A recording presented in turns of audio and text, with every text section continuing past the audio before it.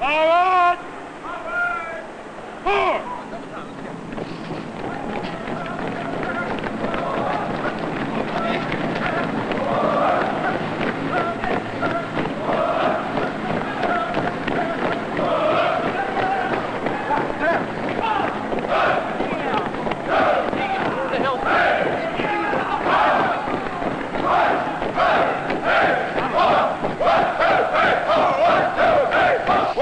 2, 3, 4. 1, 2, 3, 4. 1, 2, 3, 4. Here we go. Up the hill. The Army isn't going to hell. I think we probably bottomed out. We've been there and we're coming up now. At one time there was I could have made it through 2 years of the Army, but I can't make it now. If a man thinks he's got a problem, he's got a problem.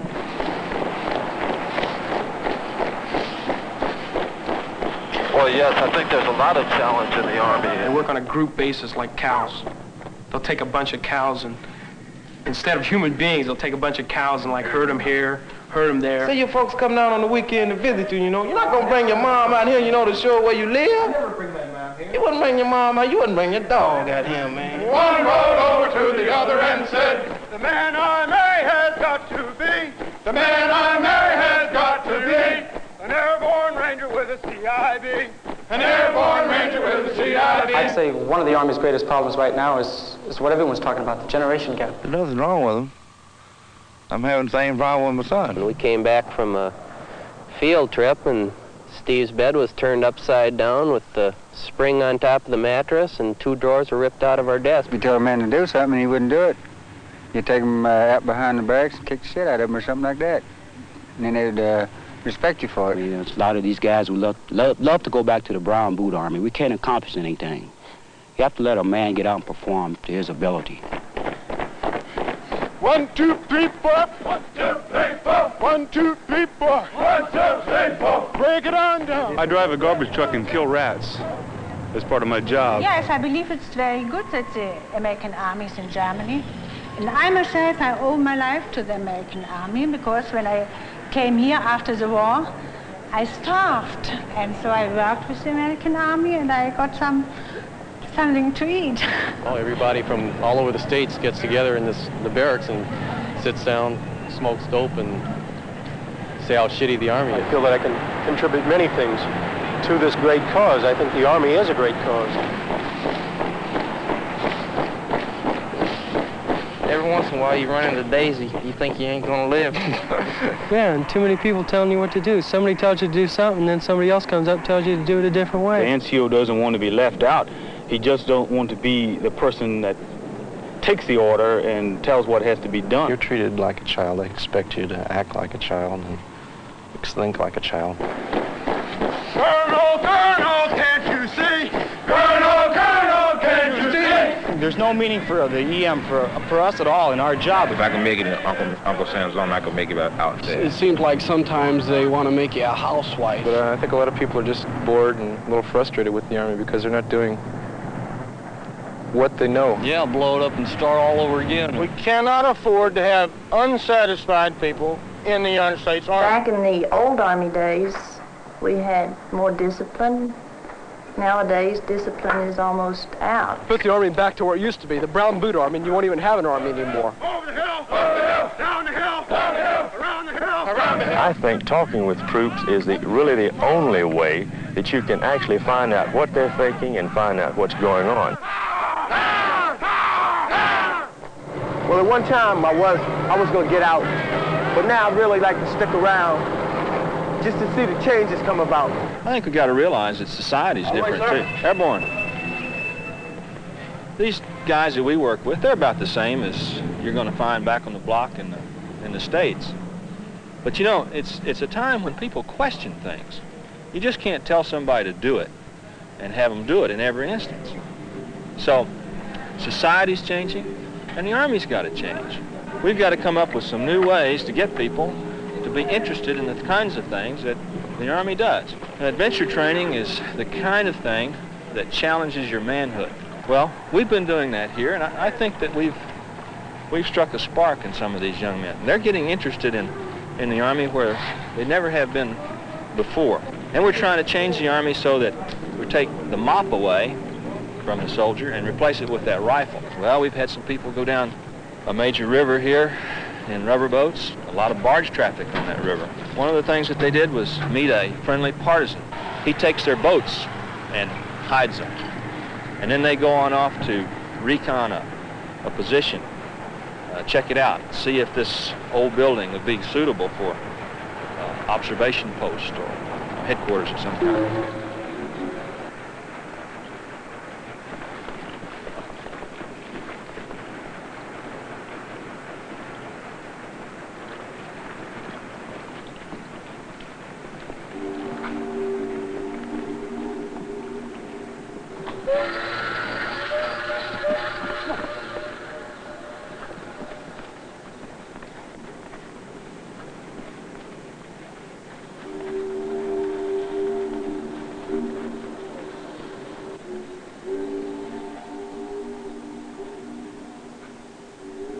I think you're going to see a new spirit, a new interest in everything about the Army. It's in the race. You're not racing. It doesn't make no difference who goes over there first.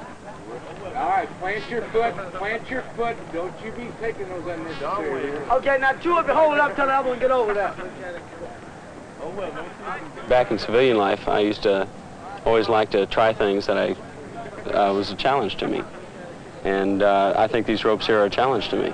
And I want to climb them. It's hard, man. It's really tough.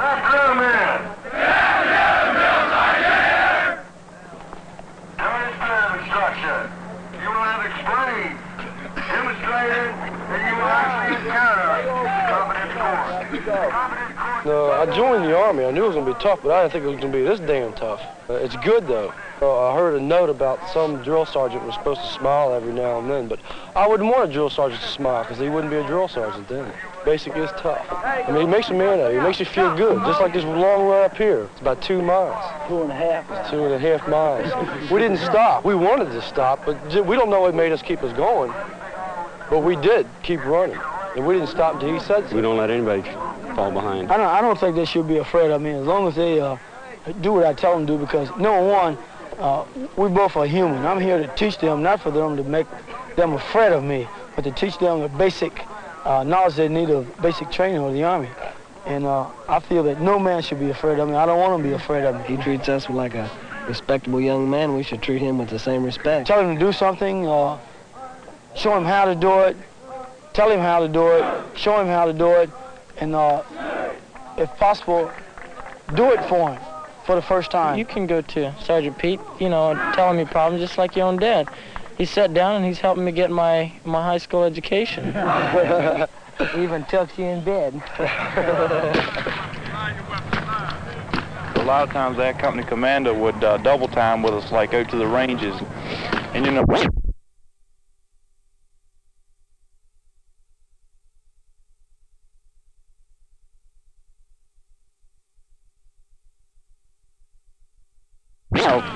You're losing your breath or something, and you think, you know, well, hell, you know, the CO can do it, I can do it.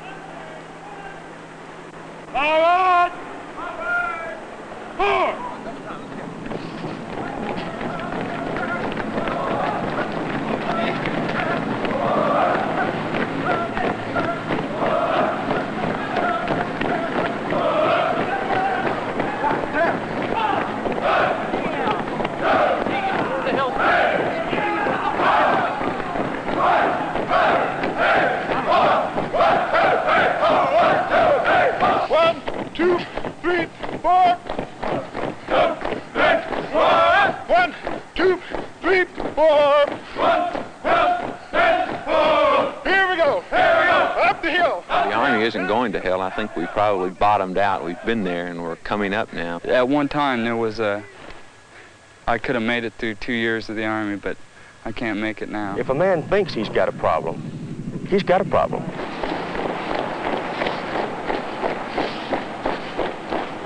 Well, yes, I think there's a lot of challenge in the Army. They work on a group basis like cows. They'll take a bunch of cows and instead of human beings, they'll take a bunch of cows and like herd them here, herd them there. Say your folks come down on the weekend to visit you, you know. You're not going to bring your mom out here, you know, to show where you live. You never bring that mom here. You wouldn't bring your mom out. You wouldn't bring your dog out here, man. One rode over to the other and said, the man I marry has got to be, the man I marry has got to be an airborne ranger with a CIB, an airborne ranger with a CIB. I'd say one of the Army's greatest problems right now is what everyone's talking about, the generation gap. There's nothing wrong with them. I'm having the same problem with my son. We came back from a field trip and Steve's bed was turned upside down with the spring on top of the mattress and 2 drawers were ripped out of our desk. You tell a man to do something and he wouldn't do it. You take him out behind the barracks and kick the shit out of him or something like that. And then they'd respect you for it. You know, a lot of these guys would love to go back to the brown boot army. We can't accomplish anything. You have to let a man get out and perform to his ability. 1, 2, 3, 4. 1, 2, 3, 4. 1, 2, 3, 4. 1, 2, 3, 4. Break it on down. I drive a garbage truck and kill rats. That's part of my job. Yes, I believe it's very good that the American Army is in Germany. And I myself, I owe my life to the American Army because when I came here after the war, I starved. And so I worked with the American Army and I got something to eat. Well, everybody from all over the states gets together in the barracks and sits down, smokes dope, and say how shitty the Army is. I feel that I can contribute many things to this great cause. I think the Army is a great cause. Every once in a while you run into Daisy, you think you ain't gonna live. Yeah, and too many people telling you what to do. Somebody tells you to do something, and then somebody else comes up and tells you to do it a different way. The NCO doesn't want to be left out. He just don't want to be the person that takes the order and tells what has to be done. You're treated like a child. They expect you to act like a child and think like a child. Colonel, Colonel, can't you see? Colonel, Colonel, can't you see? There's no meaning for the EM for us at all in our job. If I can make it in Uncle Sam's Army, I can make it out there. It seems like sometimes they want to make you a housewife. But I think a lot of people are just bored and a little frustrated with the Army because they're not doing what they know. Yeah, blow it up and start all over again. We cannot afford to have unsatisfied people in the United States Army. Back in the old Army days, we had more discipline. Nowadays, discipline is almost out. Put the Army back to where it used to be, the brown boot Army, and you won't even have an Army anymore. Over the hill, down the hill, down the hill, around the hill, around the hill. I think talking with troops is really the only way that you can actually find out what they're thinking and find out what's going on. Well, at one time I was going to get out, but now I really like to stick around just to see the changes come about. I think we got to realize that society's different too. Airborne. These guys that we work with, they're about the same as you're going to find back on the block in the States. But you know, it's a time when people question things. You just can't tell somebody to do it and have them do it in every instance. So society's changing and the Army's got to change. We've got to come up with some new ways to get people to be interested in the kinds of things that the Army does. Adventure training is the kind of thing that challenges your manhood. Well, we've been doing that here, and I think that we've struck a spark in some of these young men. They're getting interested in the Army where they never have been before. And we're trying to change the Army so that we take the mop away from the soldier and replace it with that rifle. Well, we've had some people go down a major river here in rubber boats, a lot of barge traffic on that river. One of the things that they did was meet a friendly partisan. He takes their boats and hides them.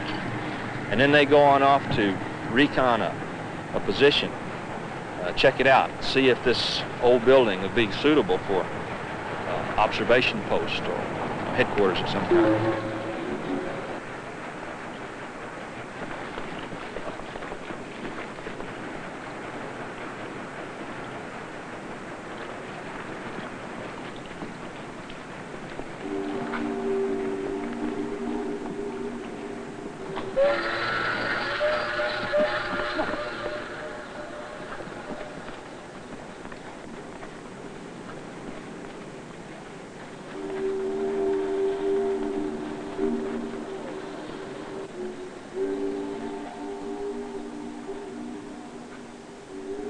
I think you're going to see a new spirit, a new interest in everything about the Army.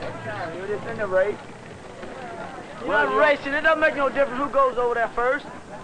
All right, plant your foot. Plant your foot. Don't you be taking those unnecessary. Okay, now two of you hold it up till the other one get over there. Back in civilian life, I used to always like to try things that was a challenge to me. And I think these ropes here are a challenge to me. And I want to climb them. It's hard, man. It's really tough.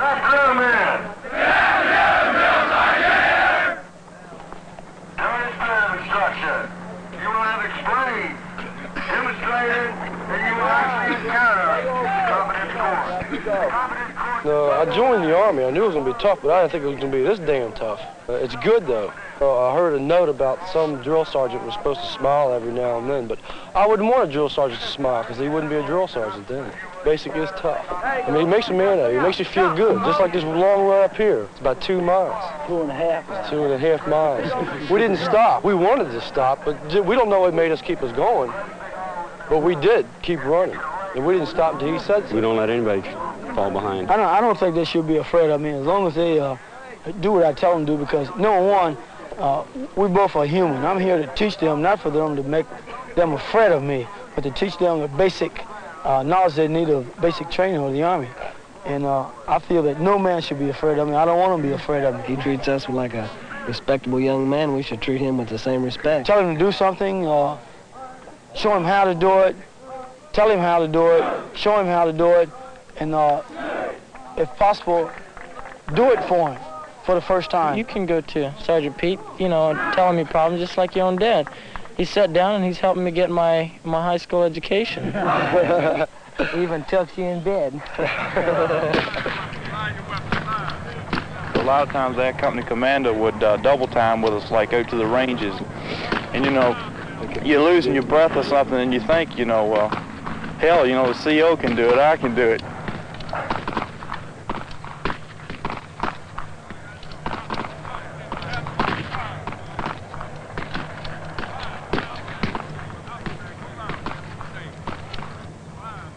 Drill sergeants teach us to help each other out. If one of us starts to fall out, 2 of them grab him. One carries his weapon and the other one push him along. And you get a lot of self-discipline here too, like when you're done at 6:30 at night, you know what has to be done, like polish your boots and clean up your uniform and put away all your field gear, and after a while you just get to do that naturally, and I suppose you keep that with you when you get out of the Army. Well, I didn't have this kind of recreation when I was in the service, I'll tell you that, not as a basic trainee. The hardest thing that I've had to adjust to in Army life is the continuous harassment you get by drill sergeants. We had lots of KP duty.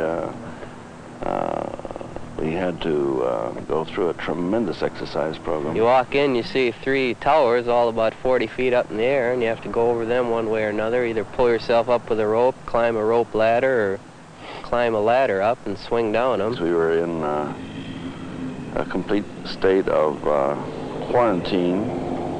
We were allowed no liberty. And then we went to a place called Paradise. And this was not exactly paradise, I want to promise you. And they're rough, but they want to see that you get the job done right and that you serve your country in a real good way. On December 7th, 1941, was my first night of liberty. Command and execute. Fire mission. Fire mission! Reflection! 2805! You must start out the deflection as soon as you get to the weapon. By the time he leaves here, we feel that we're turning out an overall better mortarman than we ever have before. He has a greater opportunity to put his hands on. He works with the fire control equipment and the mortars more so than what he would have under the old system.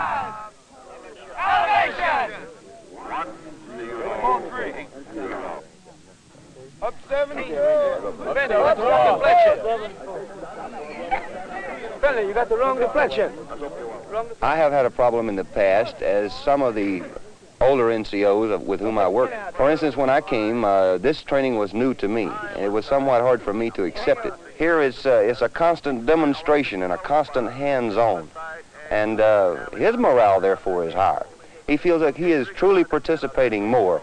Not only that, but once he has learned a certain amount of the instruction, he is given the opportunity to transfer this knowledge to a newer man who has just came to us for the training. And we've just been here about how many weeks? 13 or 14 weeks? 15. 15 weeks, and I learned how to fire I don't know how many different weapons, learn a lot of different approaches to things and like You know how to strip down your weapons, you fire? It's good training. It's real good training if you want it.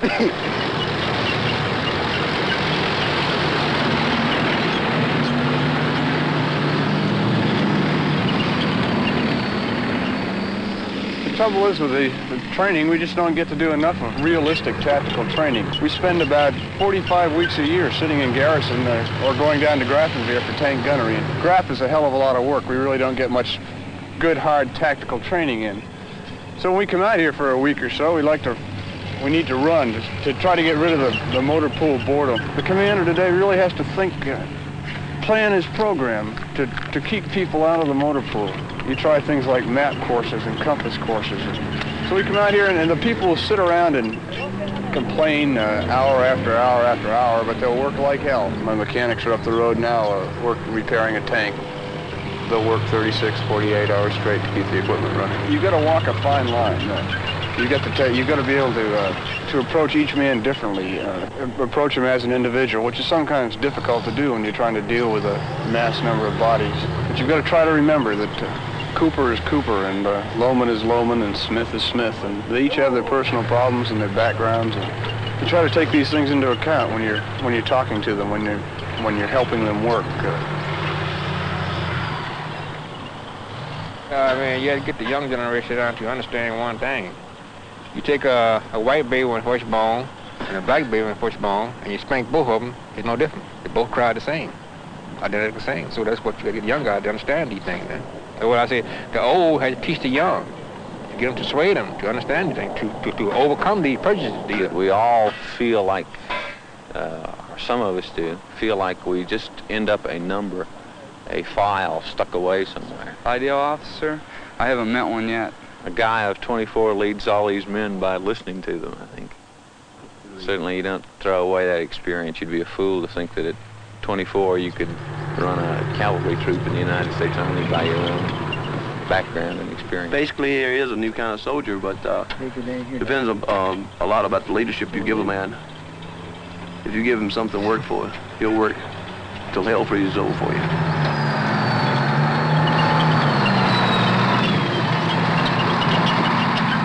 This isn't training. This is just getting a bunch of men out here, keeping them cold. You're not doing nothing. You're just sitting here. Yes, I've got pride. I like to do a good job, do it as best I can. Well, if you can stand the Army, you can stand anything. I don't like the Army. I can remember when my greatest frustration in the Army was not being given the leeway to go ahead and make decisions and make policies. I've had young officers that I would lose to industry who would use that or give me that criticism of the Army, the fact that they felt frustrated. I'm 25 years old and sort of come into the middle of it. I've got a brother who's the same age as most of my troops. I can sort of identify with him, and I've also got fairly close home life and fairly well-disciplined home life, so I can identify with the senior NCO and the problem that he's going through. I think that the problem that we have today stems a lot from the soldier upbringing. Sit to your front, two. Reach up on your front set of risers, two. To your front. Drop two. Cover an arm one to your right one. Reach up high on your right set of risers. Reach up high. Drop one. Three to your rear, three. Three to your rear. Reach up high, drop three. Pull it deep, three, all the way down to the reserve. Pull it deep. That's the way to work. You're looking good. Looking good, too. Pull down, three deep. Looking good. Unlock your knees. Unlock your knees. Pull down, three deep. Feet together, feet together, feet together. Hold what you got. Hold what you got. Feet together, chin on your chest.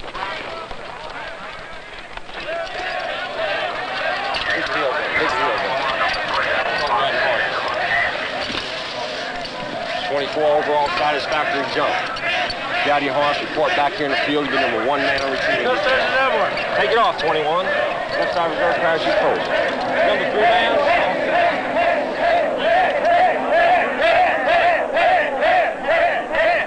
All right, you're in on 3, you're in on 2, and you're in on 1. You're off to an even start. Rig a can, Padawan, and double time around the ring. Who's going to be first? 1, 2, or 3? There's a lot of movement on 3. 3's on the go.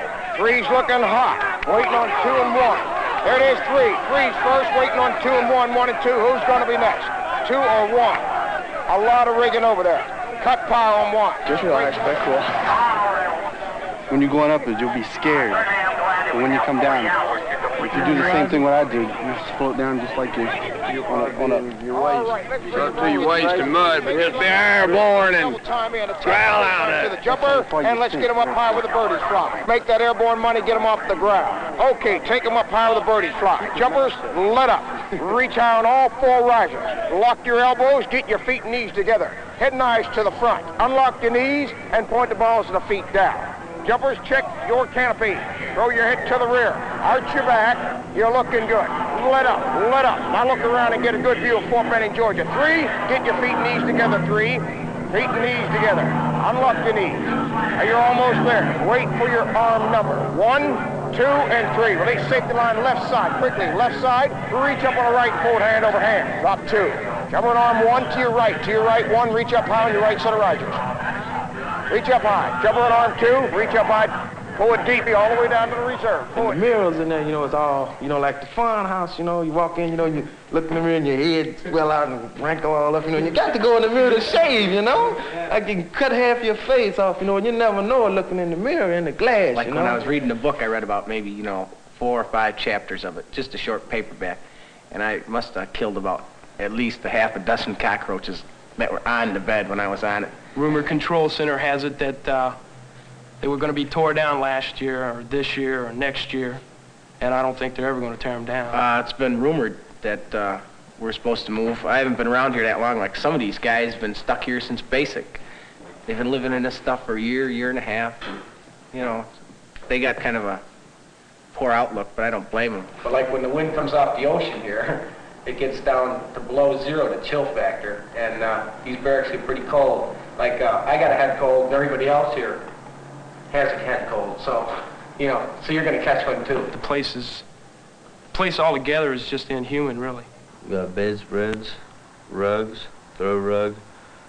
We got a desk, TV, a chest of drawers, tape player, some pictures.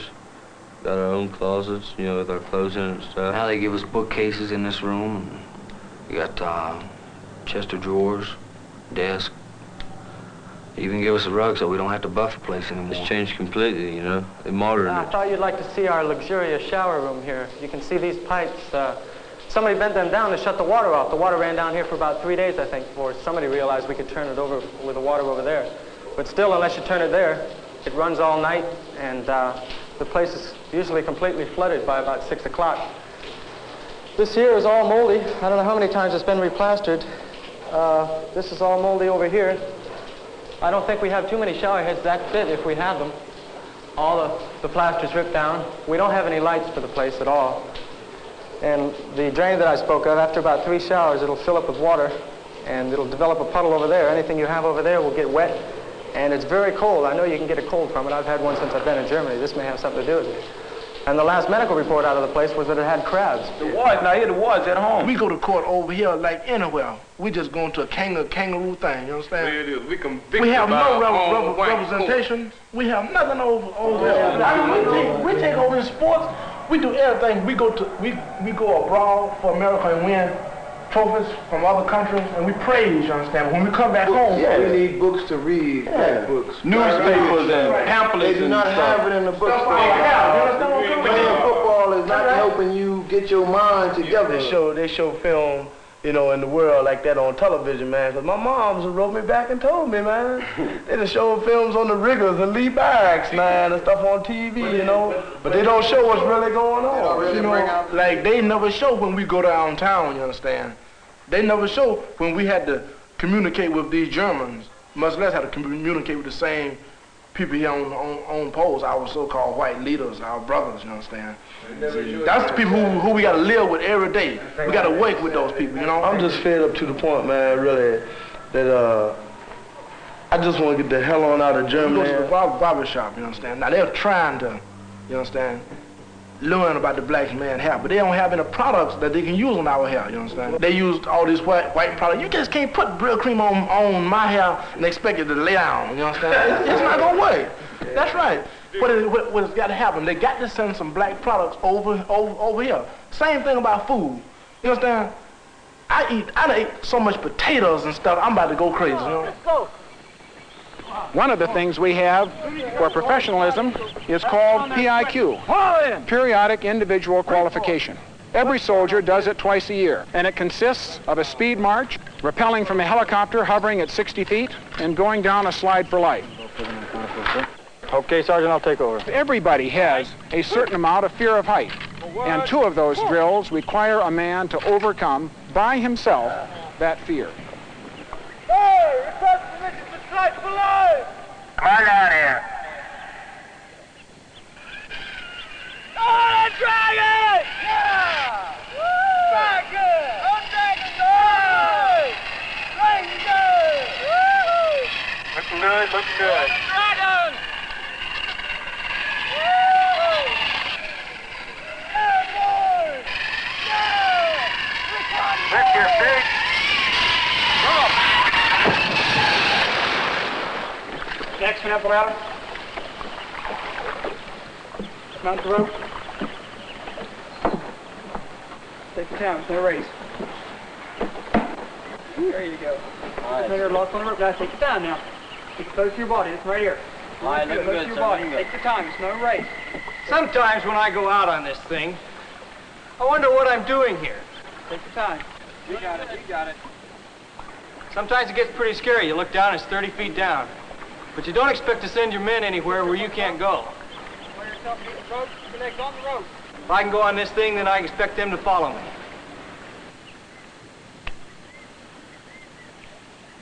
Now I tell you to drop. Bring your arm straight down to your side, take a deep breath, and look out to the horizon. Come! Airborne!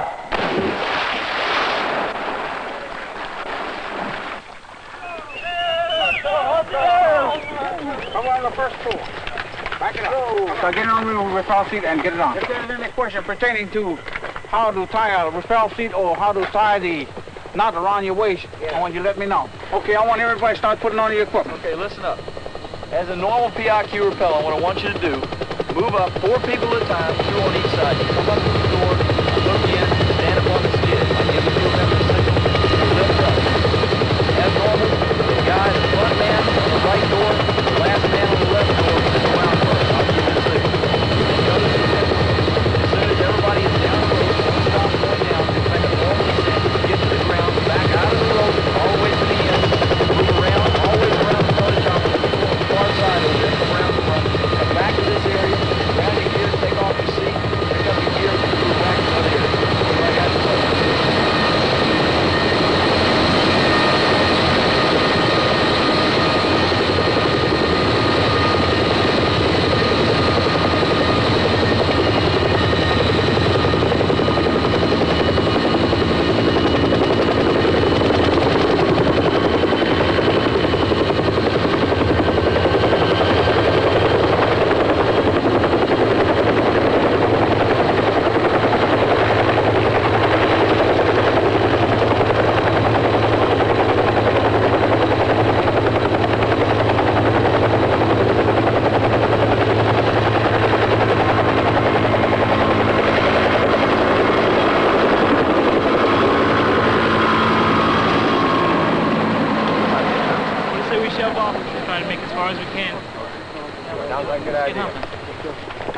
I think we'll find out a lot more about ourselves, about what each of us is like. Find out how much we can take, how much our neighbor can take. Right. Make sure that in a combat situation we can really depend on each other. Working together. So far it's been a pretty tough 11 miles. I mean, uphills, downhills, around switchbacks, through the jungle, down slippery terrain. It's really been tough, you know, but we've all made it. We've all helped each other out. I'd say it's a lot more mental, too. We can all put our heads together and figure out problems crossing streams, mountains, problems.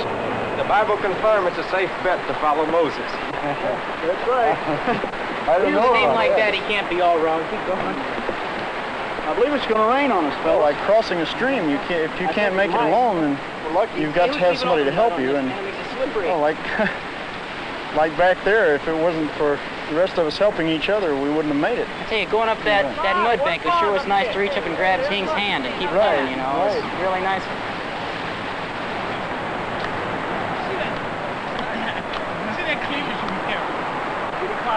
Oh, there it is. Look, look.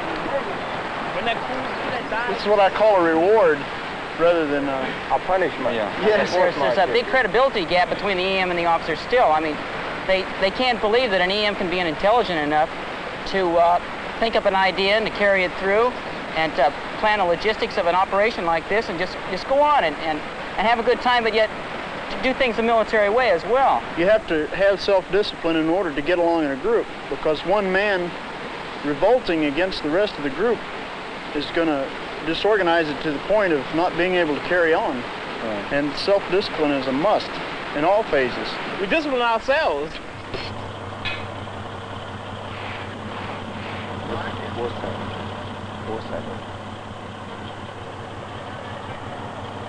I think this is the beginning of a new era. The Army, you know, made me realize a lot of responsibility that I neglected when I was in the States. A guy coming in the Army, most of them just getting out of college or high school, they're coming in the Army and they're drawing something like $300 and something a month. Where when I came in the Army, I only drew about $99 a month. GI Bill, I want to go in and get me a job. I mean, start me a business. I like to treat a man as a man. And then first thing I try to do is give him responsibility. Give him a responsible job so he will know that I will come to him if anything goes wrong. Back in garrison, all we have to do is just pull details and different things. It's, you know, everybody gets on everybody's nerves and a lot of tension builds up. I think if we could spend more time out in the field, there wouldn't be so much tension built up. You have to have worthwhile training that has a goal, that has a meaning that the soldier can readily identify with. Well, I was kind of hard-headed about it. I knew the effects that drug have on me because I used them. And I went to a lot of classes about drugs, which the BC gave. And, well, it took me to get busted to know really how much trouble drugs can cause you. Just prior to his court-martial, just a complete about-face in a man. The BC had a lot of faith in me, and my section leader, and the rest of the sergeants and NCOs, and EMs in the battery. So they gave me a lot of push. I had him in and we talked for about 2 hours on everything, you know, why he was being court-martialed. Myself, my first sergeant, and a few other people wrote a letter to his defense counsel in case he needed items of mitigation. And I told him if he gets off, that he came back, that his record's clean as far as I'm concerned. Since then, I've quit. I don't need it anymore because it's too much of a trouble, which I got a lot of, you know, a long time to live. I got a lot of responsibility to take care of, and I couldn't do them if I was in jail or sick in the hospital. You are to set up a deliberate type point ambush to ambush one of the enemy squads so we can determine exactly what they're up to. We want to ambush a squad and bring a prisoner back with us. Quickly, I put 2 claymores over there. Where'd you put yours? We got one here at this bush, one in that bush over there, and there's one about... Quickly, let's get them all stood up here. Be sure to check all your positions. Make sure that you do not spot any of your personnel. Go over and get on that hill right back there. Now, wait a second. You think it'd be good to throw some smoke? Just as a diversionary? Yeah, throw it across the other side of them, too.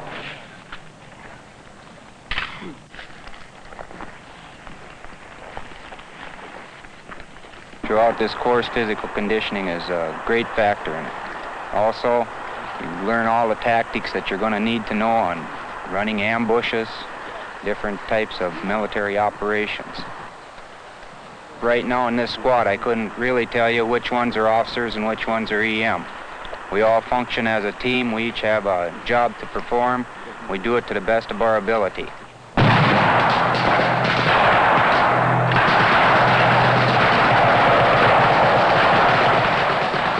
Your debriefing on this close ambush.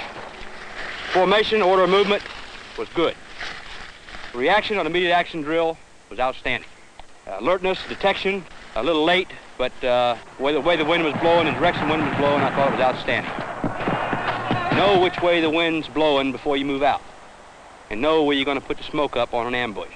Don't throw the smoke and then move, and then the smoke screens behind you. It's ineffective. But it's very, very hard to know where these emplacements are. I knew it was off to our right and we're moving into it, and I figured that we were about halfway into it. Now, riflemen, if you have no other mission in a reconnaissance patrol, you should be hunting, looking through the jungle and not at the jungle. You can hunt all day, shooting quail, and walk around a rattlesnake. Never step on it. You're looking through it and not at it. And this, if nothing else, you can be practicing this within a formation. I'm Sergeant Alan Malloy from the 2nd Battalion Scots Guards of the British Army, and I'm over here to do this course for interest's sake, because I always wanted to come over here and see how the American soldier worked, and now I'm doing it and I'm enjoying it. You can be split up with officers on a buddy team. Like my buddy is Ranger Olmstead. He's a first lieutenant in the United States Marine Corps. I'm assigned to 2nd Reconnaissance Battalion, and our main function in life is to do patrolling operations like this, to go on out and gather intelligence information. And this is right down our alley, and this gives me a good opportunity to get out in the field and apply the techniques and tactics used in patrolling. I'm a Israeli soldier. Major. The American soldier, if it's going gets a bit rough and he knows it's only a maneuver or an exercise, he tends to give up too much. Tends to say, to hell with it, I'm not working anymore. The truth is, after men is in the war, the training have another meaning. Because I've never seen an American soldier in combat itself. I suppose, obviously, like everyone else, is scared and he can't go. Yeah, I met these things many times, not on training. And it's nice to meet it again in training. It'll help me to keep some of my men and myself from getting killed. Mrs. Crimin, I think we should get some more x-rays of this foot. Dr. Savage had some, how long ago was that, you told me? Back in September. In September, okay. We can see if there has been Well, We Care is a program that was initiated after a meeting of the doctors to try to decide a way of personalizing, getting a greater type of personalized care for the patients, not only the outpatients, but also the inpatients. And as such, through this program, we have tried to put emphasis on the fact that people need to be seen as individuals rather than as a horde. In the last couple of years, it's been realized more and more that people have been complaining. Fortunately, here we have enough doctors so that we've got almost a group clinic. This, to me, has been one of the advantages in the Army type of a practice. Well, I had 4 kids in Army Hospital in Fort Lee, and I was treated real good. Only thing about it, they give you a little too much to eat. You know, I hate to go home. Wouldn't give her an appointment even though she had a toothache until she went to a special class that showed her how to brush her teeth. Naturally, I had quite a few fears about coming on January the 6th and my baby due on February the 4th, after having been with my civilian doctor all this time. And when we arrived here, I was really pleased with the service I got from the very first. The Army is a set of books, it's a set of rules. People are people, you know. And the people I've met here, the doctors are definitely not Army. They don't follow the book. Every Army since the beginning of time has run the same way. It's got the same problems. It'll never change.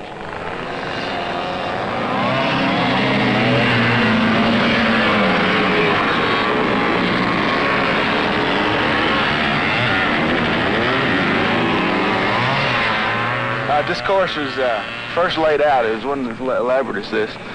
And under General Rogers, he was just trying to improve the life of a soldier, give him something to do, make it have a good place for him to work and a good place for him to play. Yeah, this is something I think that the Army has needed to do for the people for a long time. The Army is taking care of the soldier from Monday through Friday, and Saturday and Sunday he's left to his own. So we came out and we built this particular course back here, and then went through a big hassle with, they had to go all the way to 6th Army and just about the DA to get the approval for safety to run this thing. But the general said if they want a course, we'll build them a course, and he said we're going to run it. We never trouble, but nobody been hurt out here I know of, except myself this morning. It's about time we started realizing that we're not going to be able to keep these guys if we don't give them something to do. And I think this is a big step forward. I really think it's great. It gives the men an opportunity to stay off the street downtown, and it's a lot of fun. Special Services offers tennis lessons, cooking, bridge, sewing, all these for free, and I've taken advantage of several of them. I don't know, I just enjoy looking It's always got something new coming in every day. I think they should have a more variety of things that they have. So many times I come over here and they're completely out of necessities, and I get upset. But I appreciate not having to buy on the outside. Well, I was interested in a poem that I heard in a movie one time, and I came over here to check it out. Today, to see if I could find the soldier is able to pursue an educational programs literally from the primary grades to a graduate degree. Certainly, the Army has established educational goals for our enlisted men and for our officers. And they are very explicit. In fact, they are more demanding and more precise than they have been stated in the past. We had to learn to swim the length of the pool.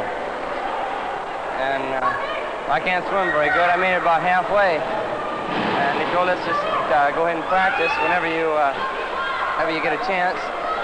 And we'll check you again later. And they just let us do this on our own. Everything's free down here. KP is a waste for me because I think I should be doing something else than peeling hot dogs. And I think I can do better things than just sit here and do what I'm doing right now all day.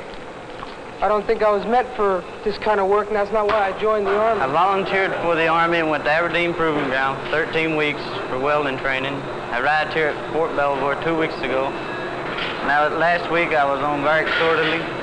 Today I was on KP and I haven't been able to work in MOS. Oh, I'm not learning right now. Any 2-year-old could do this. So after the government has spent this money, upwards to $1,600, $1,700 to train this individual for this MOS, it seems kind of asinine that this person should be used in meaningless tasks such as KP. And for that reason, I'm very happy myself that we now have civilian KPs working in my particular We've been allowed to mess change hall. the system. Instead of just feeding 3 good square meals a day, we are able to feed short order, cheeseburgers, hamburgers, Western sandwiches, submarines.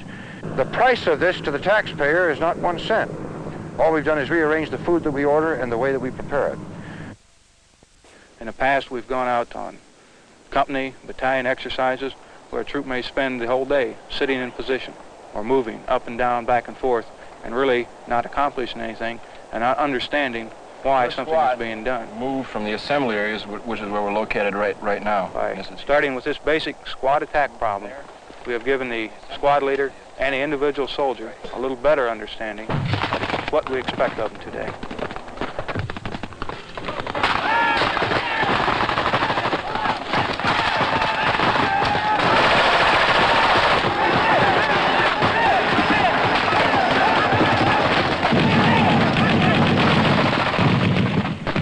This type of training helps me think of myself as a professional soldier more than just a company or a battalion type training, because I have to do, well, for one thing, the squad leader does a lot more work. I do a lot more work in this type of training, and it is not only a test of my men, it's a test of myself to organize this in a field situation instead of in a classroom. I want you to cover a little more specifically in your order was your action on consolidation on the objective. We're at this position right now in the assembly area. We'll move approximately, from the assembly area, approximately 100 meters down to the Alpha 12 to 3. Sometimes they knew exactly where they were going. I think when you moved in the assembly area, you did it outstandingly. This type of training trains each individual man to do his job.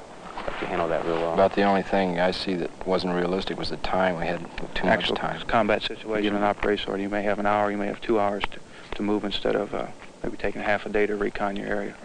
And this is another factor you want to really take into consideration is the time frame on accomplishing your mission. In this time frame, you use your time very well. You have plenty of time to plan, use a lot of foresight, and you put a lot into it. I think every man had a very vivid picture in their mind when they left of exactly what was going to happen and what part he was going to take to make it a successful operation. He not only gave you a good terrain sketch, but he gave each man a job, and this is what we're striving for, to show that each man has a definite job, and he's just not along for the ride. He's got a job, and by understanding what's expected of him, he can do a better job at it.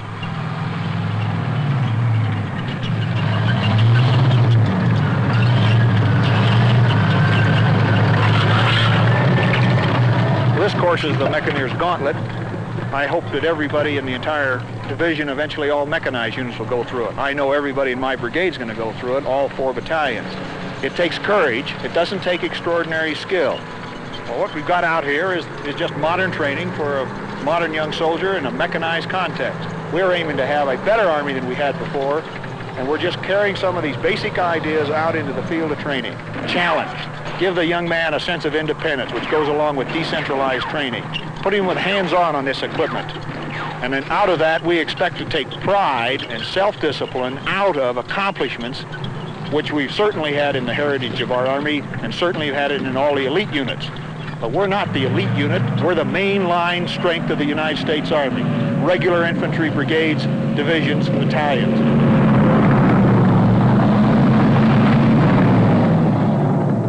I just happen to believe that the young American soldier is more capable, certainly more sophisticated, getting more educated than we've given him credit for.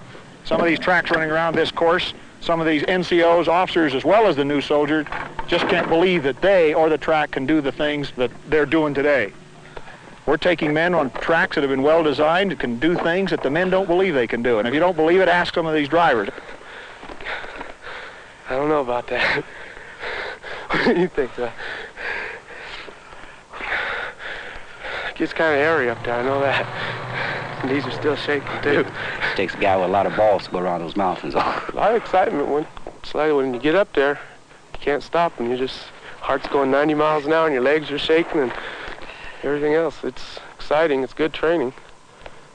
I don't think I want to go through it again. We are having adventures out here, but with the tools of war, which the man must master. Quality that really helped me to learn my driver better, to know some of the things that this man was capable of doing. So many people, when we came out and looked at the course, I was about ready to say the vehicle wouldn't do it, but we've actually proved it today by going out and running the course. You get hairy sometime, but it's the GI's life. I've got approximately 19 years of service, and I've seen the old Army training program where they had mandatory subjects where you must make this training, and a lot of this training was nothing more than classes. We weren't actually using our hands. But combat is an open-ended proposition, and future combat is liable to be so much different than we think it is now, that what I'm trying to do is build up a mastery of the tools of the trade so that they can be put together on the scene of battle and be able to prevail under conditions that we can't imagine. Came up here to set up a drop zone for a water drop, practice a means of infiltration. I personally spend an hour with every man that comes to my unit and is freshly assigned. Before he unpacks, I let him know the standards of the unit. Our colonel is just about the best one in the United States Army. He don't do anything, and he don't tell us to do anything unless he can do it himself. And he does it himself long before he has us do it. Captain Wise, you push the stick. We'll be jumping in Kimsey, 1,000 feet AGL, or 1250. I don't particularly care what society says about me in the papers, or supports me, because I'm not working for society directly. I'm working for the Army. I'm in the Army. Inflate your V7s, check your canopy, release your belly bands, and one-sided reserve. Being a member of Special Forces, we've been volunteering since 1952. You're a triple volunteer. You volunteer for the Army, you volunteer for jump school, and you volunteer your life.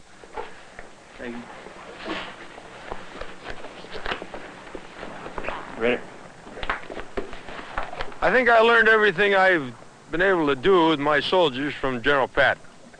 Patton was my idol when I was a young buck sergeant in his Third Army in World War II. Soldiering to a great degree is repetitious. And unfortunately, in many cases today, this repetition is carried over and over and over. I don't think you can pay a man enough money to make him stay in the Army. Money's not the answer. I don't think there's anything to make a man stay in the Army unless he likes it. If he likes it, doesn't matter how much money he's getting.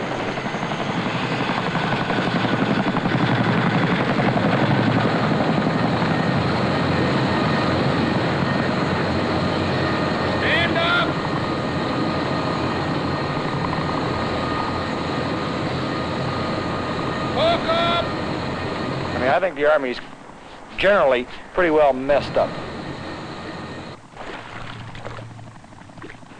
Okay, the cutters will activate on the top of it 10 seconds after aircraft deploys. 2 B-7 parachutes are used. As soon as you get to the water, 2 in the water, make sure that the cutters are correctly positioned and cut the side ropes, allow the boat to expand. How do you take a man in a civilian occupation and make him the best meat cutter or the best truck driver or the best taxi driver? The people themselves have to have the discipline.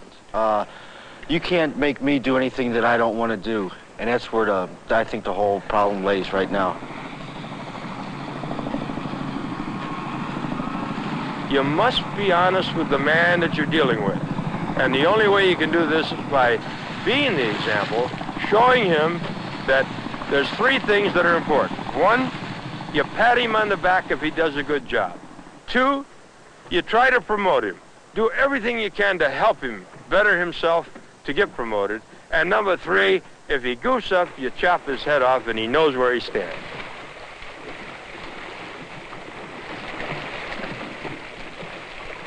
I think that the trouble people don't like the military is you're forced discipline. The military will make you grow up whether you want to or not. Formerly, you didn't have to explain to a troop why he had to be disciplined. Now you have to convince him that he needs to be disciplined, or else he's not going to be disciplined because you can't discipline him. My husband, who is a full believer in old Army style stuff, is, you know, he comes home worried at times because of lack of respect. Right now, it seems as though after 15 years of long, hard work, that almost everything that we have is going down the drain because he's buffered in between his officers and his enlisted men. It affects me in the way that when my husband would come home and say that he had to tell some lower-ranking soldier, he gave him an order and he says, "I don't have to do that. This is a new army now."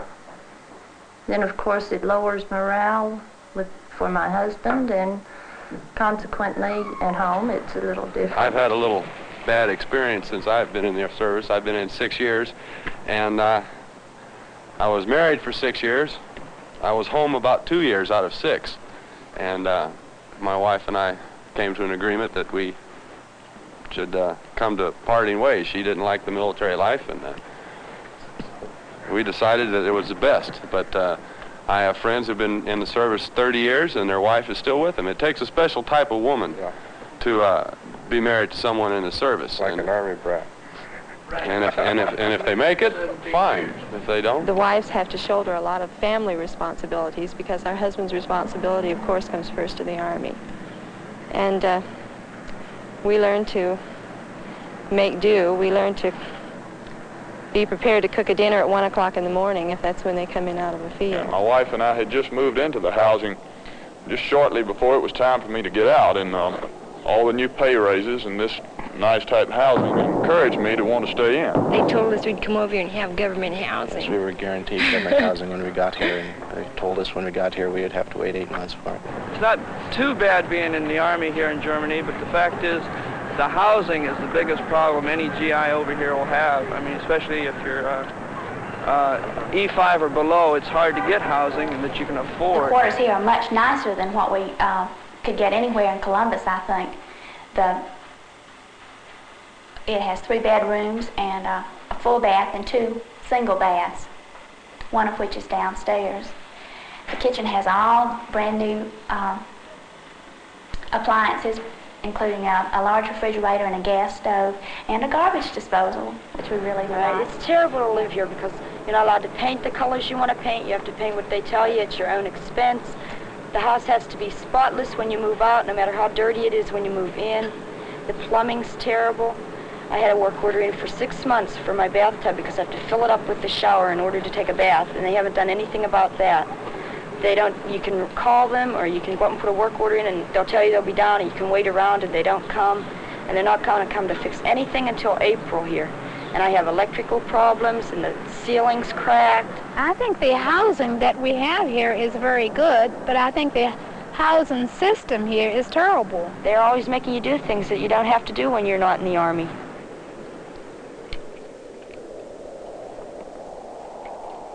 Hold in front of you to hold your position right now.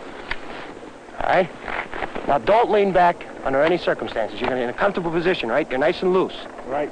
All right? Push off. Go.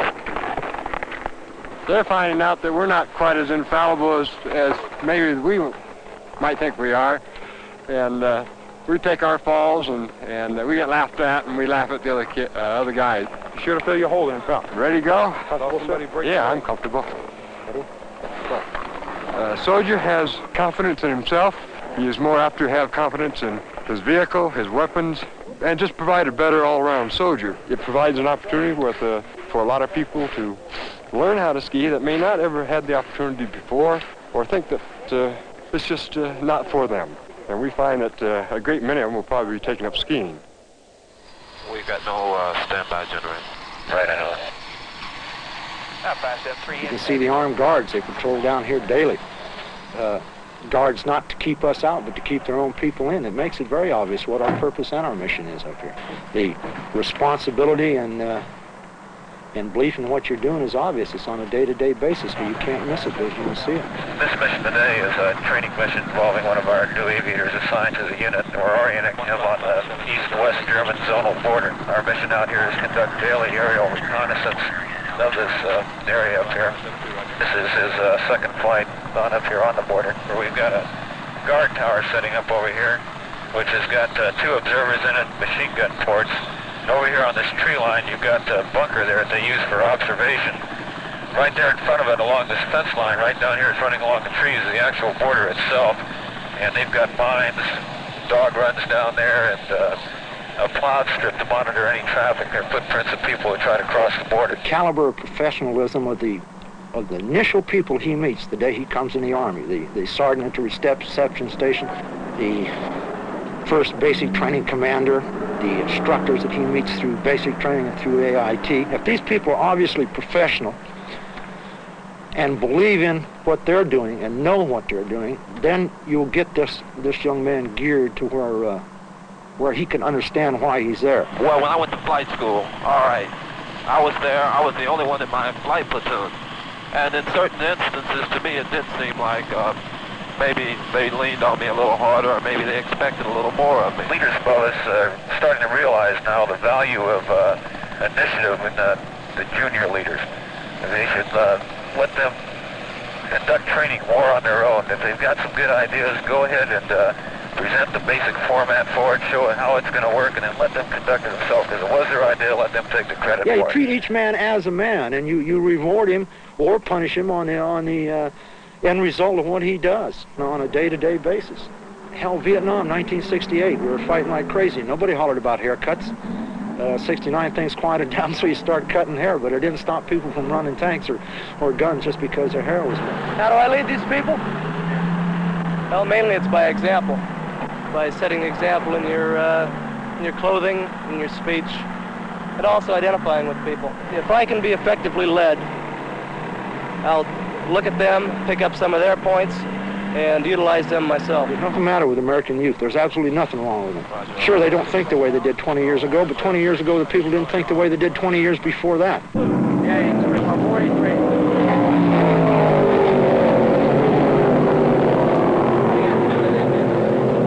We're here this afternoon getting ready for the Daytona 500 race coming up in a couple of weeks. We're going to have some displays.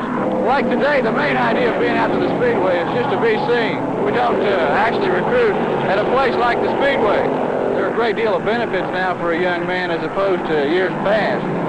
A lot of guys come up the hard way. Their parents maybe don't have a lot of money. They can join the Army and perhaps a little while later use their GI Bill to go to college. I chose the Army because I figured I could get the best education from it. I was just bumming around, not doing much. And I get tired of the same thing all the time, you know, same people, same places. And just got to be a drag, you know. I wanted to do something constructive. A lot of times the guys that we talk to are out of work. I'm an engineer and I got laid off last May. Now I've been learning how to play tennis since May. Some cases, young lads come in and they've sold themselves. Going to be a man, be one, you know. And it's the best place to be. I think probably one of the biggest problems we have on recruiting now is finding enough qualified people to join the service. They've set the requirements so high in recent years that you just don't find people every day that meet all the qualifications. I believe in the Women's Army Corps, and I enjoy telling people about the Women's Army Corps. I talk to their parents, I talk to their high school counselors, I talk to the newspapers, the TV people. I wanted to finish my last 2 years of college, but I didn't have the money to do it.